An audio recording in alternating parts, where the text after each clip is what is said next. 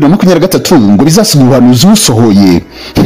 Ntimwumvire ko ukwikiriza kwa Tshisekedi wasinye ko ashaka gukora ubutegetsi bwa Perezida Kagame kandi ahubwo ngo na Kinshasa yamubanye akadomo utabimenye nyabu. Oya nawe se none se ibyavuzwe n'amakuru akavuga ko ngo baturi impaka ngo bakirwa n'umuriro utewe na Kinshasa byo ntabyo wumvise koko.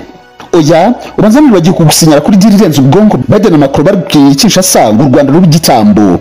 Ndabizi ko bagiye kwa mukecuru ngo musagire Noheli ariko ihangano sohoke muri saro akanya gatoya ubundi nkutazurire ibyo amatwi yawe atigeze yumva ndetse n'ibisa n'ubuhanuzi bizaba ku Rwanda muri 2023 aho isi yose izakangara mu Rwanda rukaguka mu ntekerezo z'abarukunda n'abarwanga. Amazina yanjye ni Chris Kame ngo ikaze.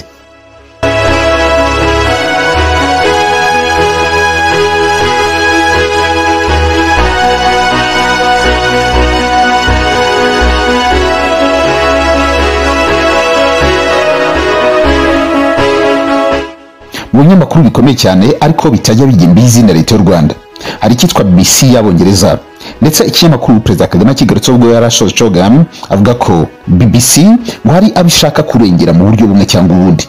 Ikinyamakuru rero nacyo ntabwo cyatanzwe kuri iyi nkubiri ya M23 bashinja ko ari ingabo z'u Rwanda. Icyakora bagarutse ku magambo ya Perezida Tshisekedi bavuga ko ngo kwiyunga biri kure cyane na Perezida Kagame.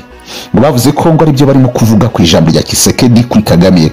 Biransaba kugira ngo mbanze gusomera iyi nkuru gatoya nyuma nse kugaruka kuri byinshi nge nakubwira. Ku itariki ya 5 z'ukwezi kwa 12 muri 2022 nibwo iyi nkuru yasohotse. Bavuze ko Perezida Felix Tshisekedi wa Kongo yakoresheje amagambo akomeye cyane kuri mugenzi w'u Rwanda Perezida Kagame.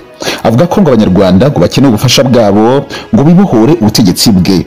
Icyo gihe yarashatse kuvuga ko abanyarwanda ngo bakeneye ubufasha bwa Kongo kugira ngo bibohore ubutegetsi bwa Perezida Kagame. Ibi yabivuze ariko umunsi wa gatandatu ubwo yabwiraga abahagarariye urubyiruko bagiraga kuri 250 bo mu ntara 23 za Kongo yari yakiriye Kinshasa. Ku mbuga nkoranyambaga icyo gihe nyuma yuko agace k'ijambo rye ku byo yavuze kuri mugenzi we Perezida Kagame gakurikiriye cyane ku cyumweru. Benshi bavuze ko ijambo rya Tshisekedi ryerekana uburyo ushyamirana hagati y'ubutegetsi bwombi bukomeye cyane. Tshisekedi yavugaga nk'usubiza ku byo Perezida Paul Kagame yari yavuze ku wa gatatu wari wabanje, aho yavuze ko atatsinze amatora ya mbere kandi ko ngo mu gushinja u Rwanda ibirimo kubera muri Kongo arimo gushaka impamvu yatuma ayateganijwe umwaka utaha asubikwa. Ibi byafashwe nk'umuvuno wa Perezida Tshisekedi ashaka kugira ngo aya matora azaburizwemo. Mu nkuru zanjye nababwiye igihe kirekire hari iyo navuze byinshi kubijyanye n'insinzi ya Perezida Tshisekedi ubwo yari yanzwe n'umuryango w'ubumwe bwa Afurika ndetse Perezida Paul Kagame wari yihagarariye icyo gihe akabanza kubyanga, ariko nyuma amasaha makeya ubwo delegation yari vuye Kinshasa yageraga muri village Rugwiro insinzi ya Tshisekedi igahita yemezwa kuvuga ngo ubwo Perezida Kagame na Tshisekedi bakajya mu kwabuki. Perezida Tshisekedi yabwiye urwo rubyiruko ko umunyarwanda atari umwanzi, ko ubutegetsi bw'u Rwanda na Paul Kagame ku mutwe wabwo niwe mwanzi wa Kongo. Perezida Tshisekedi yarangijeho amagambo akomeye cyane yo gushinja mugenzi w'u Rwanda kwigamba kuba inzobere mu ntambara. Nyuma y'ayo magambo yo kwishongora cyane kwa Tshisekedi ku mbuga nkoranyambaga abanyekongo n'abanyarwanda benshi bavuze kuri iriya jambo rya Tshisekedi berekana imbamutima zabo. Bwa buryo kandi kubashyigikiye hamwe n'abarwanya ubutegetsi bwombi bwo kwirekura bakavuga byinshi bibavuye ku mutima. Marie Claire Uwimana utuye i Kigali yabwiye BBC ko amagambo ya Tshisekedi amweretse ko ikibazo kirenze uko ngo yagikekaga kandi ko kwiyunga hagati yabo ngo biri kure cyane. Yongera ati simpamya neza ko no kongera kwicarana bizongera kubaho. Bosco Rubashangabo nawe yabwiye BBC ati birakomeye cyane simbona iherezo ryiza ry'iki kibazo nyuma y'ijambo nk'iri aho Perezida byundi ko ari diabolique. Ku ruhande rw'u Rwanda hari abavuze ko iri jambo risobanuye ko Tshisekedi ashaka guhirika ubutegetsi bwa Kagame. Icyakora ku rundi ruhande rwa Kongo benshi bashimangiye ibyavuzwe n'umukuru w'igihugu cyabo. Umwe yanditse kuri Twitter agira ati avuze ibyari mu mitima yacu twese. Undi nawe yanditse ati politiki iratangaje. Ejo bundi bombi bari inshuti bashimagizanya bavuga ko barimo gufatanya none ubu barabwirana ngo wowe wibye amajwi undi ati nawe umwicanyi. Birakomeye kandi ni bibi cyane. Ariko benshi mu banyarwanda nanone bakomeje kuvuga ko Tshisekedi ibintu ari kuvuga birenze kure cyane ukuri kuhari. Aya magambo ari mu nkuru ndende cyane ya BBC ya Tshisekedi na Perezida Kagame yo mu cyumweru cyari cyabanje kuri bamwe ngo yerekanaga ko kunga ubumwe bw'ubutegetsi bwabo muri mu muryango wa Afurika y'Uburasirazuba bishobora kugorana cyane. Icyakora nyuma y'ayo magambo ndetse n'amagambo ateye ubwoba Perezida Tshisekedi benshi batangiye kwibaza byinshi bigiye bitandukanye. Gusa ku itariki ya 23 z'uku kwezi, mbere y'iminsi ibiriho gatoya ndi coding inkuru, ibyishimo byari byose Kinshasa nyuma yuko ibihugu birimo Leta Zunze Ubumwe za Amerika, Ubudage, Ubufaransa, Ububiligi byamaganye ku mugaragaro u Rwanda birusaba guhagarika gufasha umutwe wa M23 umaze amezi warazonze ingabo za Repubulika ya Demokarasi ya Kongo FARDC. U Rwanda rwo rwireguye kenshi ruhakana ubwo bufasha, ariko sinabyo by'ingenzi uyu munsi. Icyo nshaka ko twirebera ni uruhare rw'ibintu bidasobanutse bimaze iminsi biba muri Kongo, byarangiye ikuriweho ibihano ku kugura intwaro no kongerera manda ingabo za Loni ziri mu burasirazuba bw'icyo gihugu MONUSCO. Kongo ni igihugu gikize, urihakanye waba umeze nka wundi ubura icyanenga inkati, dore icyo gicebe cyayo. Icyakora nubwo ari inka, ni inka yapfuye kera isigaranye umushumba w'injiji ushungerewe n'ibisambo by'ingufu bishaka kumurangaza bikarya inyama gusa. Iki gihugu gikungahaye cyane ku mabuye y'agaciro ya cobalt, gifashwa cyane mu ikorwa ry'imodoka zirenze zikoreshwa amashanyarazi zigezeho muri iyi minsi. Ni icya gatandatu gifite diama nyinshi ku isi, kikaza imbere mu bufite ububiko bwinshi bw'ubutare, zahabu ndetse n'ibindi. Kuva iki gihugu cyabona ubwigenge muri 1960 ntabwo kigeze kigira inzego n'umutekano bihamye bifite intego yo guteza imbere igihugu. Utinya igihugu gituwe n'abasaga miliyoni 90, ariko miliyoni 90 bari munsi y'umurongo w'ubukene. Perezida Laurent Desire Kabila akiriho yigeze kuvuga ko amahanga atifuza kubona Kongo ifite ubuyobozi buhamye, kuko nta nyungu yabigiramo. Na n'ubundi uko bimeze, ikibazo nuko abanyekongo ubwabo batabona ko nta mpuhwe namba ayo mahanga abafitiye. Ubu u Rwanda rwabaye indirimbo muri Kongo ko ari rwo rwiba amabuye yayo kugeza aho rushinga rukanafasha imitwe irwanya icyo gihugu kugira ngo rubone uko rukira. Buri gihe umunyekongo ubonye ifoto y'ubwiza bwa Kigali n'utundi duce tw'u Rwanda yikomaga mu gatuza ngo iyo Kongo itabaho u Rwanda ngo ntabwo ruba ruriho. Ibirombe bya Kongo byose birabaze, ibidacungwa n'abanyamahanga bicungwa n'imitwe yitwaje intwaro irimo n'ikorana n'abayobozi bakuru i Kinshasa, nk'uko perezida w'inteko ishinga amategeko ya Kongo yabivuze mu minsi ishize. Mu birombe byose bya RDC nta na kimwe kigenzurwa n'u Rwanda, bifite abashoramari babicukuramo n'abanyamahanga, ndetse bamwe bivugwa ko na leta ya Kongo itabazi, ahubwo baba bazwi n'abanyabubasha bamwe na bamwe i Kinshasa. Nta kirombe na kimwe Kongo iratangaza ko cyafatiwemo u Rwanda ruri gucukuramo amabuye y'agaciro, cyangwa se ngo sosiyete imwe icukura itangaze ko ari ububiko bw'amabuye yacukuye yasanze yibwe kandi yibwe n'u Rwanda. Kugeza ubu ngubu duce M23 uherereyemo nta birombe by'amabuye y'agaciro birimo ngo bagaragaze ko amabuye acukurwamo ari koherezwa i Kigali. Ishami rishinzwe iby'ubucukuzi bw'amabuye y'agaciro muri Kongo rivuga ko 70% by'ibirombe by'amabuye y'agaciro muri Kongo bigenzurwa na sosiyete zo mu Bushinwa, bisigaye bikagabanwa n'amasosiyete yo muri Amerika ndetse n'Uburayi. Kongo ni igihugu ruswa yamunze inzego zose zacyo kugeza ubwo n'umubare w'amafaranga aturuka mu bucukuzi bw'amabuye y'agaciro ku mwaka atazwi. Raporo y'ikigo gishinzwe ubugenzuzi bw'imari muri Kongo iherutse kugaragaza guhera muri 2010 kugera 2020 mu misoro y'amabuye y'agaciro isaga miliyoni 600 z'amadolari, asaga miliyoni 400 z'amadolari ntiyageze mu isanduku ya leta.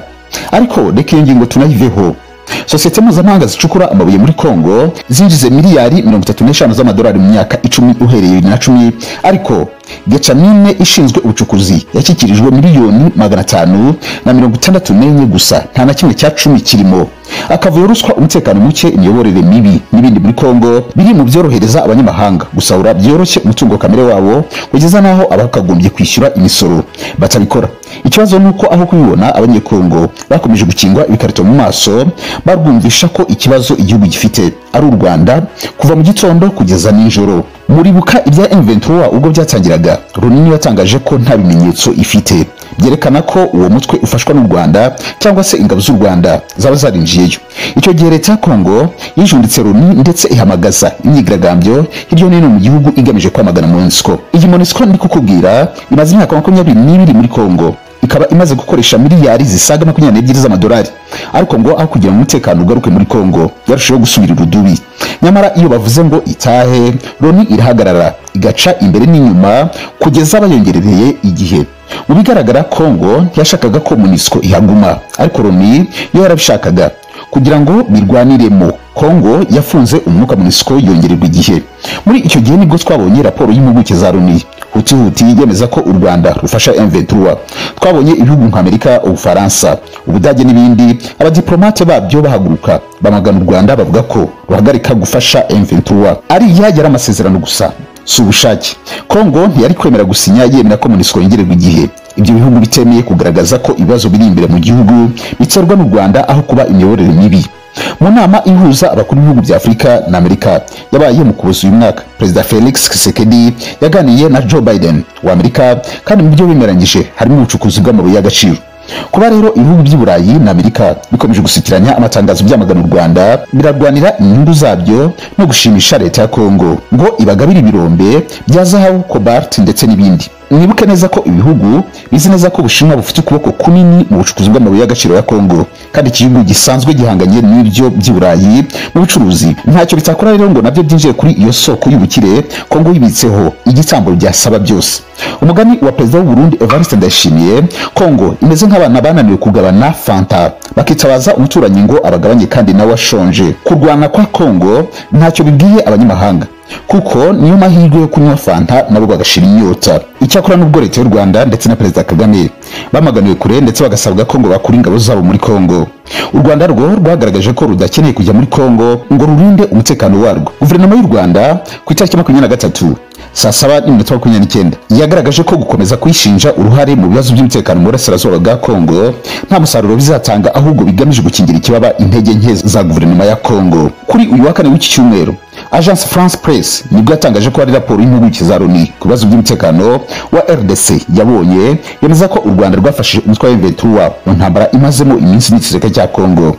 Na raporo yakunze kwibazwaho uburyo igera mu itangazamakuru Loni itarayisohora, dore ko no muri Nyakanga uyu mwaka imbanzirizanyandiko y'iyo raporo yagiye mu itangazamakuru igihe kitaragera.